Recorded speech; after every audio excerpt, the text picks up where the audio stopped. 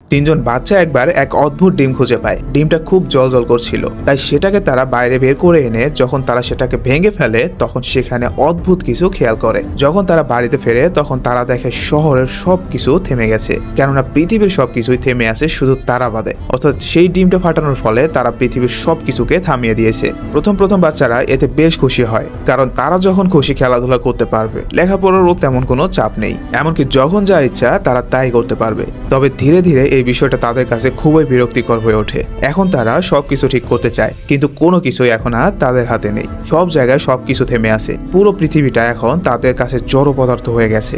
এভাবে বেশ কিছুদিন পার হয়ে যায়। তবে তাদের মধ্যে একটা ছেলের এক বিশেষ রোগ ছিল, যাতে করে সে একদিন অসুস্থ হয়ে পড়ে। তখন ডাক্তারের কাছে যাওয়ার পর তাদের খেয়াল হয় পুরো পৃথিবীর সাথে সাথে ডাক্তারও ফ্রিজ হয়ে আছে, যাতে করে অবশেষে ছেলেটা ভুগতে ভুগতে মারা যায়। বিষয়টা বাচ্চাদের কাছে বেশ কষ্ট দেয়। এভাবেই 6টা বছর পার হয়ে যায়। পৃথিবীর সবকিছুই এখনো আগের মতোই আছে, কোনো কিছুই পরিবর্তন হয়নি। তাদের 3 বন্ধুর মধ্যে কেবলমাত্র 2 বন্ধুই এই থেমে যাওয়া পৃথিবীতে বেঁচে আছে। তাদের মধ্যে এখন কোনো উদ্দেশ্য নেই, কোনো লক্ষ্য নেই। বেঁচে থাকার সেই ইচ্ছাটুকু যেন তাদের মধ্যে আর বাকি নেই।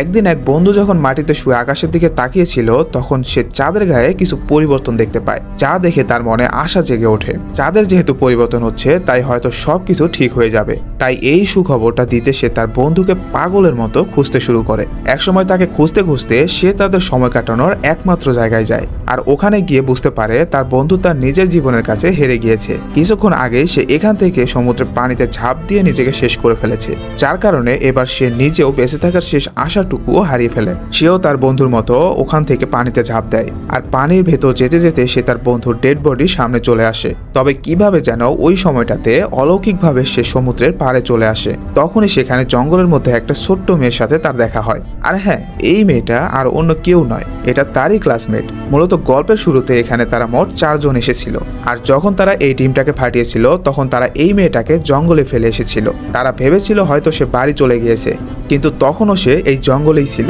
আজকে এতগুলো বছর পার হলেও মেয়েটার কাছে মনে হচ্ছে মাত্র কয়েক সেকেন্ডই পার হয়েছে, যেখানে সে তার ওই বন্ধুকে চিনতে না পেরে ভয় পেয়ে চলে যায়। আর এখান থেকেই নতুন করে শুরু হয় এই বেঁচে যাওয়া এক বন্ধুর জীবন। সো এতক্ষণ বলছিলাম 2016 সালে মুক্তিপ্রাপ্ত কোরিয়ান মুভি ভ্যানিশিং টাইমের সংক্ষিপ্ত একটা গল্প। সো কেমন লাগলো অবশ্যই জানাবেন।